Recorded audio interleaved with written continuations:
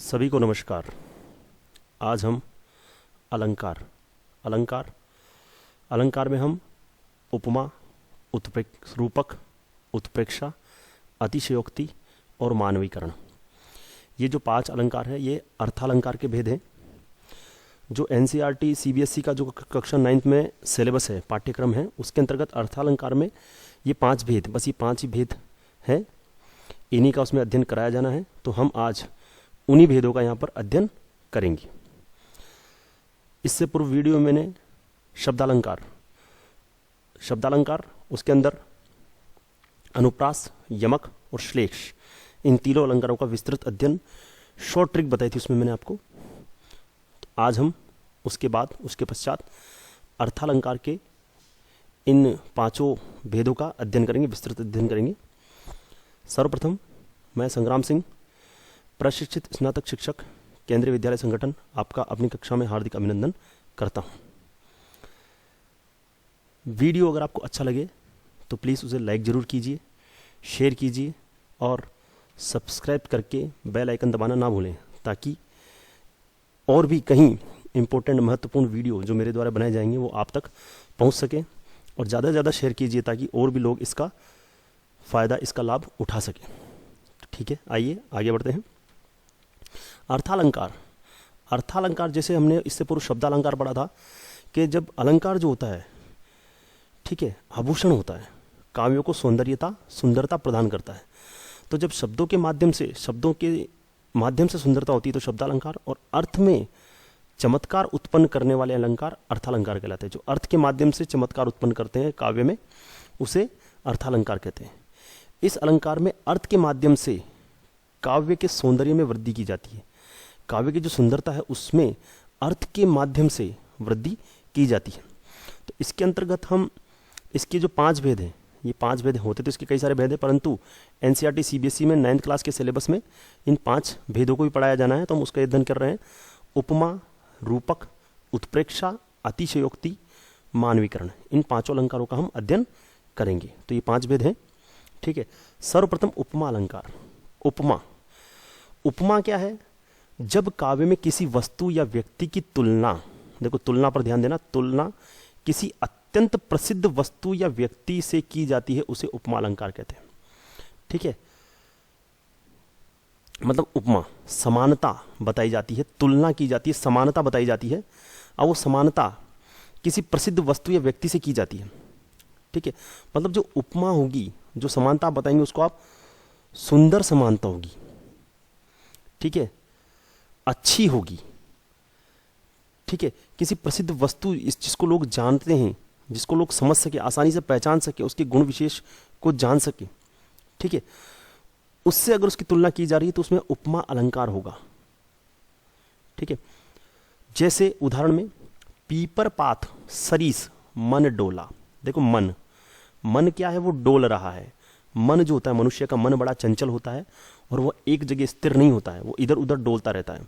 तो यहां बताया गया पीपल पात, कि जो पीपल का पत्ता है, जिस प्रकार पीपल का पत्ता हिल रहा है तेज आंधी में, हवा में, जिस प्रकार पीपल का पत्ता हिल रहा है, उसी प्रकार मन भी कंटिन्यूसली, निरंतर हिलता रहता है। तो यहां पीपल के पत्ते से मन की तुलना की गई। मन की तुलना किससे की गई है? पीपल के पत्ते से।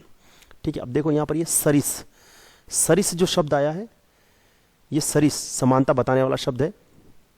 तो ऐसे शब्द जहां पर आते हैं वहां उपमा अलंकार होता है। ये भी एक तरीका है उपमा अलंकार को ध्यान रखने का। तो यहां मन के डोलने की तुलना पीपल के पत्ते से की गई है, अतः यहां पर उपमा अलंकार है। ठीक है, मतलब मन कैसे डोल रहा है? पीपल के पत्ते के समान डोल रहा है। तो देखो यहां पर इस वस्तु कौन सी वस्तु? मन की तुलना आपके पीपल के पत्ते से की गई कि पीपल का पत्ता हिल रहा है, उसी प्रकार मन भी हिल रहा है। तो दोनों की तुलना की जा रही है, दोनों की समानता बताई जा रही है। ठीक है, उपमा अलंकार जो है, इस अलंकार के 4 अंग होते हैं। 4 अंग कौन से होते हैं? एक उपमेय, एक उपमान, एक समान धर्म, एक वाचक। उपमेय, जिसकी उपमा दी जा रही है, मतलब जिसकी विशेषता आप बता रहे हैं, जिसकी समानता आप बता रहे हैं। तो इस पीपल पात सरीस, मन की आप विशेषता बता रहे हैं, मन की आप समानता कर रहे हैं। मन की समानता आप किससे कर रहे हैं? पीपल के पत्ते से, कि मन डोल रहा है मेरा। कैसे डोल रहा है? पीपल के पत्ते के समान। तो मन यहां पर क्या है? मन है उपमेय। कि मन की उपमा दी जा रही है। मन की उपमा, मन क्या है? उपमेय। एक तो शब्द होता है उपमान और एक होता है उपमेय। उपमेय जिसकी उपमा दी जा रही है, और उपमान जो उपमा है जिससे तुलना की जा रही है। तो यहां पर मन क्या है? इसकी उपमा दी जा रही है, तो ये क्या हो गया? उपमेय। ठीक है। और उपमान, उपमान क्या है? किससे तुलना की जा रही है? पीपल के पत्ते से। तो ये पीपल का पत्ता क्या है? उपमान, जिस प्रसिद्ध वस्तु या व्यक्ति से उपमा दी जाती है। ठीक है। देखो, एक तो होता है कि विशेषण विशेषी भी होता है, विशेषता बताने वाला शब्द और जिसकी विशेषता बताई जा रही है, परंतु यहाँ पर उपमा बताना है जो सुंदर हो, अच्छी हो, प्रसिद्ध वस्तु या व्यक्ति से हो। तो उपमेय क्या हो गया? आपके मन, और उपमान क्या हो गया? पीपल का पत्ता। अब समान धर्म, समान धर्म मतलब दोनों की तुलना क्यों बताई जा रही है? दोनों का कार्य एक जैसा है, उनका समान धर्म क्या है? पीपल का पत्ता भी डोल रहा है और मन भी डोल रहा है, तो दोनों का एक समान धर्म है, एक ही कर्म है दोनों का, डोलना। ठीक है। तो दोनों के बीच में एक समान धर्म है, डोलना।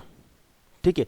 और वाचक शब्द, वाचक शब्द जो वे शब्द जो उपमेय और उपमान की समानता प्रकट करते हैं, जैसे यहां पर मैंने बोला सरिस, ये सरिस आया, सरिस का मतलब समान, ये पीपल के पत्ते के समान मन डोल रहा है। तो ये जो सरिस क्या है? ये वाचक शब्द है। तो ऐसे वाचक शब्द जब अगर आपके काव्य में सा आ रहा है, सम आ रहा है, सी आ रहा है, सरिस, ईव, समाना, ये सारे क्या है? ये सारे क्या है? समानता प्रकट करने वाले शब्द हैं।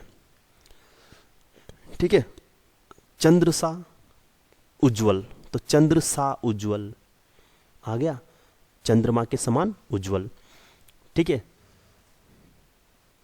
किरण, फूल सी कोमल, तो फूल के समान कोमल। अब फूल के समान कोमल, ठीक है, उपमा दी नहीं, फूल के समान हिल रहा है, पत्ते के समान हिल रहा है, चंद्रमा के समान चमक रहा है, चंद्रमा सा चमक रहा है। ठीक है। तो ये यहां पर जब सा, सम, सी, सरिस, ईव, समाना ऐसे शब्द आते हैं तो वो उपमा अलंकार होता है। तो ध्यान रखना आपको, इस उपमा अलंकार के 4 अंग है, एक है उपमेय, एक उपमान, समान धर्म और वाचक शब्द। जब ये चारों आ रहे हैं तो वहां पर उपमा अलंकार है। ठीक है। आगे बढ़ते हैं। इसके अन्य उदाहरण जैसे मुख मयंक सम, देखो ये सम आ चुका है यहां पे, सम का मतलब समान। मंजू मनोहर, मुख क्या है? मयंक के समान। मुख, मुख जो है वो मयंक के समान है। तो आगे हमको देखने की जरूरत नहीं, मुख क्या है? मयंक के समान। मयंक मतलब वही चंद्रमा बोल सकते हैं आप। तो मुख क्या है? चंद्रमा के समान। तो देखो इसमें मुख क्या है? मुख की विशेषता बताई जा रही है। मुख की तुलना किससे की जा रही है? चंद्रमा से। तो मुख उपमेय हो गया, मयंक उपमान हो गया। और मंजू मनोहर, मुख मयंक के समान, मंजू और मनोहर है, सुंदर दिखने वाला है। तो ये साधारण धर्म क्या हो गया इसमें? मंजू मनोहर। और वाचक शब्द क्या हो गया? सम। अगला देखिए आप, हाय फूल सी कोमल बच्ची। बच्ची की विशेषता बताई जा रही है कि बच्ची की तुलना की जा रही है किससे? फूल से। कि बच्ची कैसी है? तो बच्ची क्या हो गई? उपमेय। कि बच्ची की तुलना की जा रही है किससे? फूल से। तो फूल क्या हो गया? उपमान। अब दोनों का साधारण धर्म क्या है? दोनों क्या है? कोमल है। तो फूल भी कोमल होता है और बच्ची भी कोमल है, तो साधारण धर्म क्या हो गया? कोमल। और सी बीच में आ गया, ये वाचक शब्द। ठीक है। तो फूल सी कोमल बच्ची, फूल सी कोमल बच्ची, तो बच्ची की यहां पर तुलना की जा रही है फूल से। दोनों का समान धर्म क्या है? दोनों कोमल हैं और बीच में सी आ रहा है। निर्मल तेरा नीर अमृत सम उत्तम। ठीक है। तो नीर, जल जो क्या है? वो जल की तुलना की जा रही है कि वो उत्तम है। किसके समान? अमृत के समान। तो नीर क्या है? नीर उपमेय है। नीर की तुलना की जा रही अमृत से कि नीर कैसा है? अमृत के समान है। समान के लिए सम आ गया है। अब दोनों का साधारण धर्म क्या है? दोनों कैसे बताएंगे? उत्तम। जल भी उत्तम है और अमृत भी उत्तम है, परंतु जल कैसा अमृत है? अमृत के समान उत्तम है। तो सम आ गया। तो उपमा, तो उपमा में आपको ध्यान रखना है, तुलना की जाएगी। ठीक है। उसमें एक साधारण धर्म होगा, वाचक शब्द होगा। वाचक शब्द ये सम, सा, सी, सरिस। ठीक है। तो ये क्या है? इसमें क्या है? एक उपमेय होगा जिसकी तुलना की जा रही है और जिससे तुलना की जा रही है, और दोनों में एक कॉमन साधारण धर्म होगा जो दोनों के अंदर विद्यमान है, तो वहां पर उपमा अलंकार। ठीक है। आगे बढ़ते हैं। रूपक, जब रूपक, रूप गुण की अत्यधिक समानता के कारण उपमेय पर उपमान का भेद रहित आरोप होता है, उसे रूपक अलंकार कहते हैं। देखो इसमें भी दो शब्द वापस वही है, एक उपमेय है, एक उपमान है। ठीक है, अब वहां तो क्या है, उपमा में तो क्या तुलना की जा रही थी दोनों की, कि फूल सी कोमल बच्ची। ठीक है, अब जब बोला फूल सी कोमल बच्ची तो उपमा अलंकार। अब ठीक है, अब अगर बोला जाए फूल ही बच्ची है, ठीक है, या फूल बालिका, अब इसमें सी वगैरह कुछ नहीं आया है, तो बालिका को क्या कह दिया गया है, फूल कह दिया गया है। ठीक है, यहां उपमेय पर उपमान, उपमेय जैसे बालिका थी फूल के समान है, तो वहां पर फूल के समान हो गया तो उपमा अलंकार हो गया, मगर बालिका ही फूल है, बालिका फूल जैसी है। ठीक है, जैसे देखिए यहां पर उदाहरण, माया दीपक। अब माया क्या है, दीपक है। ठीक है, माया ये जो पैसा धन संपत्ति है ये क्या है, दीपक है। नर क्या है, पतंग है। नर क्या है, मनुष्य क्या है, कीड़ा है। अब देखो जैसे दीपक, दीपक जो होता है उसके पास कीड़े आ जाते हैं। ठीक है, उनको पता है इसमें जाने से हमारी मृत्यु होगी, फिर भी वो बार बार उसी के पास आते हैं। उसी प्रकार माया तो क्या है, ये दीपक है, और मनुष्य क्या है, ये पतंग है। तो मनुष्य भी क्या है, पता है इस माया से उसका नाश हो जाएगा, इस धन संपत्ति के चक्कर में पड़ने से उसका नाश हो जाएगा, परंतु फिर भी वो उसके पास ही जा रहा है। तो यहां पर क्या किया गया है, माया को बताया गया है दीपक और मनुष्य को बताया गया है कीड़ा। ठीक है, तो यहां पर देखो माया भी उपमेय है और दीपक क्या है, उपमा दी जा रही है। ठीक है, उपमान है, सॉरी। मनुष्य क्या है, उपमेय, और पतंग क्या है, मनुष्य को किसके समान बताया जा रहा है, पतंग के समान। तो यहां पर ऐसा कहा गया कि माया दीपक है, ऐसा नहीं कि माया के समान दीपक नहीं, या दीपक के समान माया, नर के समान पतंग या पतंग के समान नर, ऐसा यहां पर कहीं नहीं कहा जा रहा। यहां पर क्या कहा जा रहा है सीधा, कि माया ही दीपक है और मनुष्य पतंग है। सीधा आरोप कर दिया उन्होंने कि ऐसा है, ऐसा है, ऐसा है। तो जब सीधा आरोप कर दिया जाता है, सीधा उस पर थोप दिया जाता है, तो वो रूपक अलंकार है। अगले उदाहरण और देखेंगे इसमें हम, जैसे बंद नहीं अब भी चलते हैं नियति नटी। अब देखो यहां पर ये दोनों है, नियति, नियति मतलब आपका जो भाग्य है। ठीक है, और नटी, नटी जो ये नाटक दिखाने वाली जो होती है नटी, वो तो भाग्य। अब बंद नहीं अब भी चलते हैं नियति नटी के क्रियाकलाप। जैसे नटी के क्रियाकलाप है जो कंटिन्यू चलते हैं, पल पल में बदलते रहते हैं, प्रतिक्षण बदलते रहते हैं, उसी प्रकार जो भाग्य है इसके भी कार्य ऐसे ही हैं, भाग्य कभी भी परिवर्तन हो सकता है। ठीक है, तो भाग्य को क्या कहा गया है, नटी कहा गया है। भाग्य को कहा गया, उसके समान नहीं बताया गया कि भाग्य को नटी के समान नहीं बताएगा, भाग्य को सीधा कह दिया गया कि वो नटी है। तो ये रूपक अलंकार। देखो सिंधु विहंग तरंग पंख। अब सिंधु, सिंधु, सिंधु को क्या गया है, विहग, विहग मतलब पक्षी, तो सिंधु को तो क्या कहा गया इन्होंने, सिंधु, सिंधु को बता दिया गया है पक्षी, और सिंधु मतलब सागर, और सागर के अंदर क्या चलती है, तरंग, तरंग का मतलब लहर, उसको क्या बताया गया है, पंख।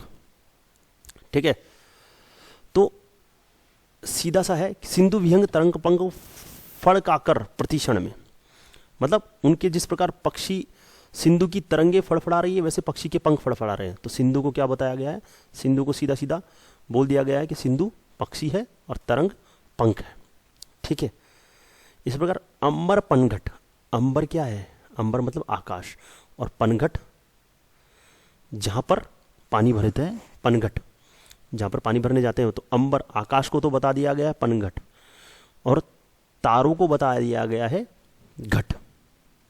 ठीक है, तो अंबर पनघट में डुबो तारा घट उषा नागरी, कि जो पनघट के अंदर जो घड़ा हम डुबोते हैं उसी प्रकार अंबर के अंदर तारे डूब जाते हैं। कब, उषा, सुबह होने पर, कि सुबह होने पर आकाश में तारे डूब जाते हैं। कैसे डूब जाते हैं, जैसे अंबर में, जैसे पनघट के अंदर घड़ा डूब जाता है, पानी भरने के लिए जो घड़ा हम डुबोते हैं, उसी प्रकार आकाश में तारे भी डूब जाते हैं उषा, सुबह होने पर।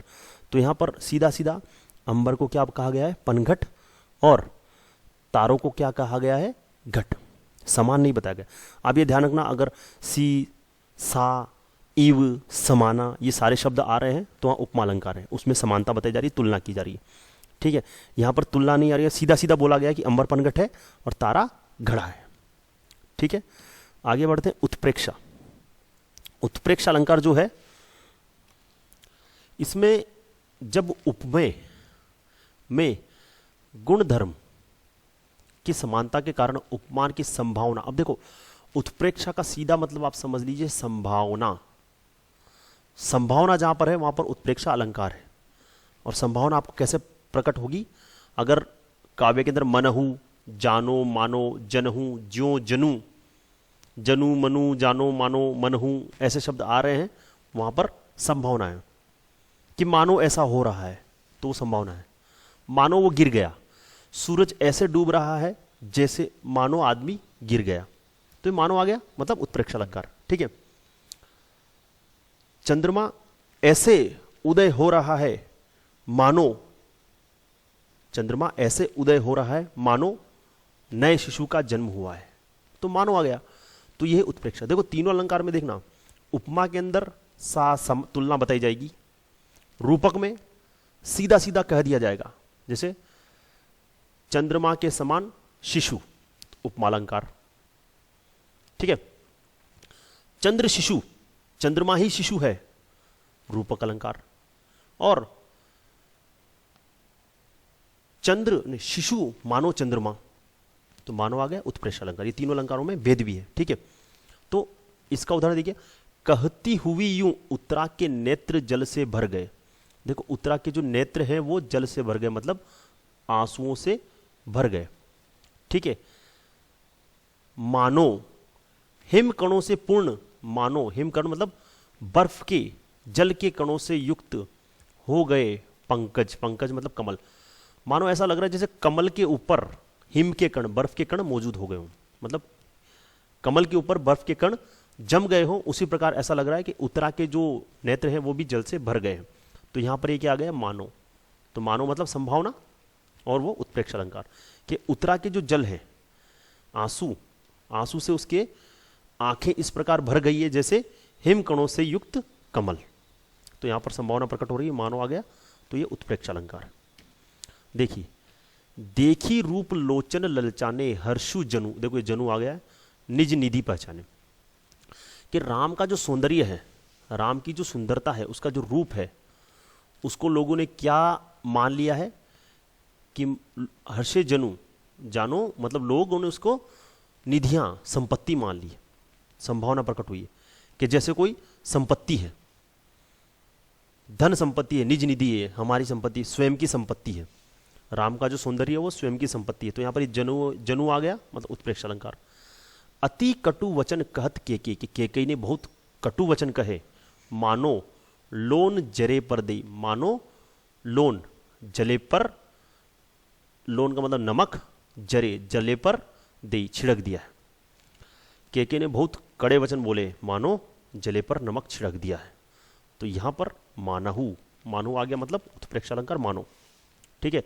यहां कटु वचन से उत्पन्न पीड़ा में जलने पर नमक छिड़कने से हुई कष्ट की संभावना, मतलब संभावना बताइए कि उसके वचन ने ऐसी, केकई के वचनों ने ऐसी पीड़ा दी है जैसे किसी ने जले पर नमक छिड़क दिया, मानो किसी ने जले पर नमक छिड़क दिया है। तो इस संभावना प्रकट हो गई, उत्प्रेक्षा अलंकार।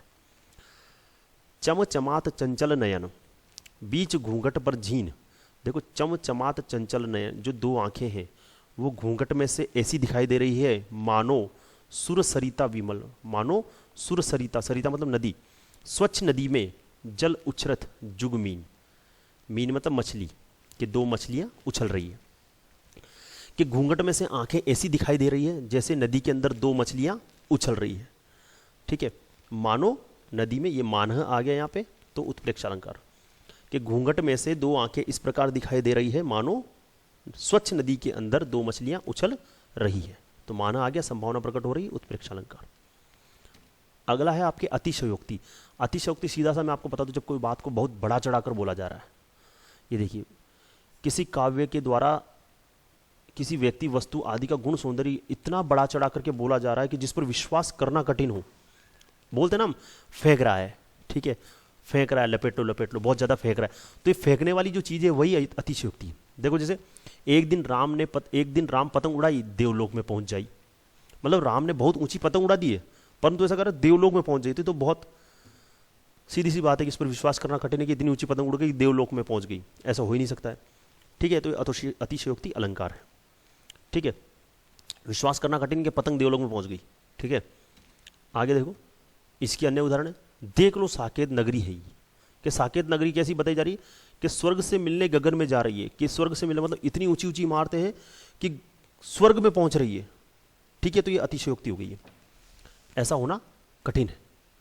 ठीक है, उसकी सुंदरता, साकेत नगरी की सुंदरता बताने के लिए इतना उसका वर्णन किया है कि जिस पर विश्वास करना कठिन हो जाए, तो ये हो रहा है अतिशयोक्ति। देखिए, देखी सुदामा की दीन दशा, जब सुदामा कृष्ण जी के पास आए थे तो उनकी दीन दशा को देख करके करुणा निधि रोए।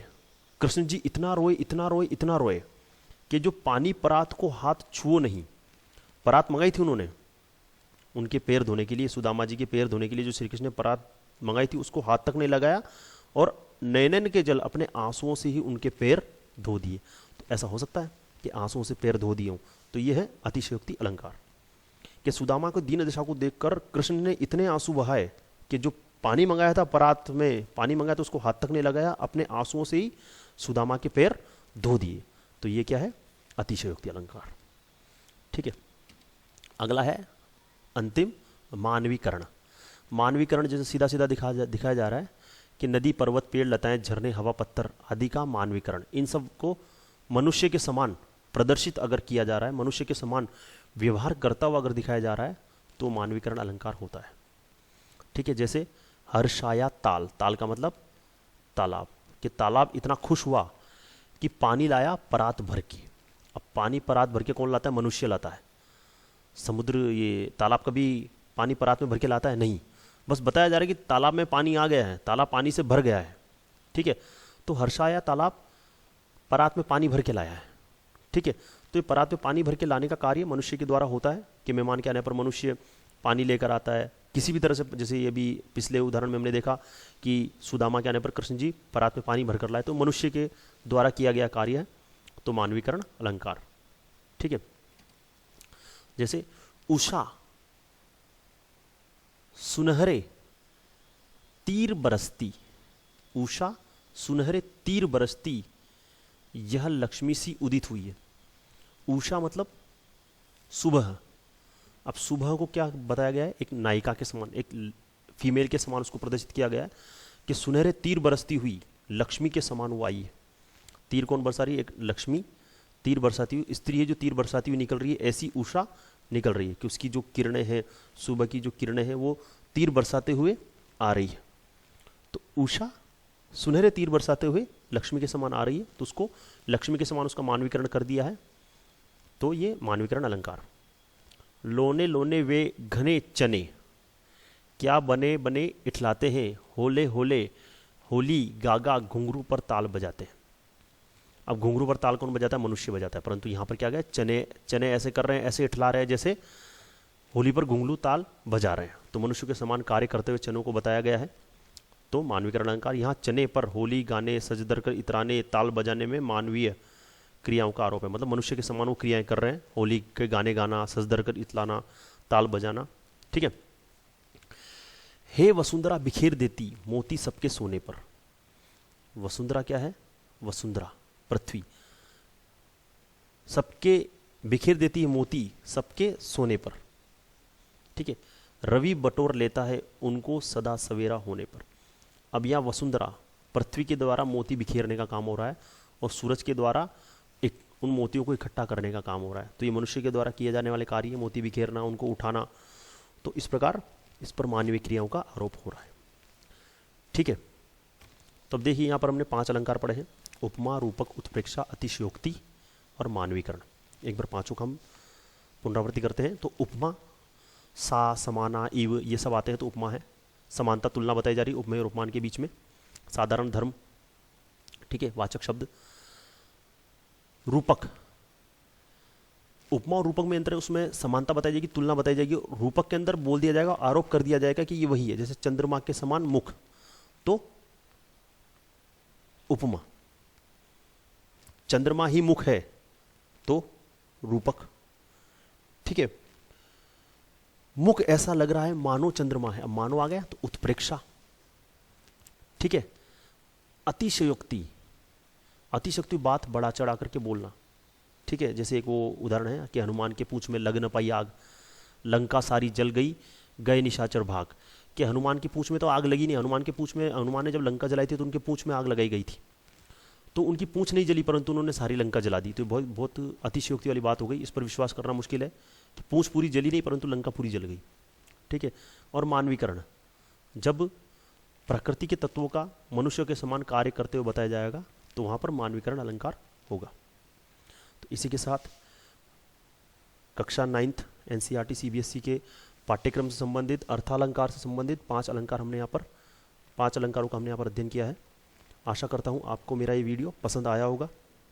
इसके डिस्क्रिप्शन में आपको जो शब्दालंकार है उस वीडियो का लिंक मिलेगा, वहाँ से आप शब्दालंकार शब्दालंकार को भी आप वहाँ से देख सकते हैं, अनुप्रास, यमक और श्लेष को भी वहाँ से अच्छे से अध्ययन कर सकते हैं, उसमें मैंने शॉर्ट ट्रिक भी बताया है। ठीक है, तो आज के लिए बस इतना ही। धन्यवाद, आपका दिन मंगलमय हो।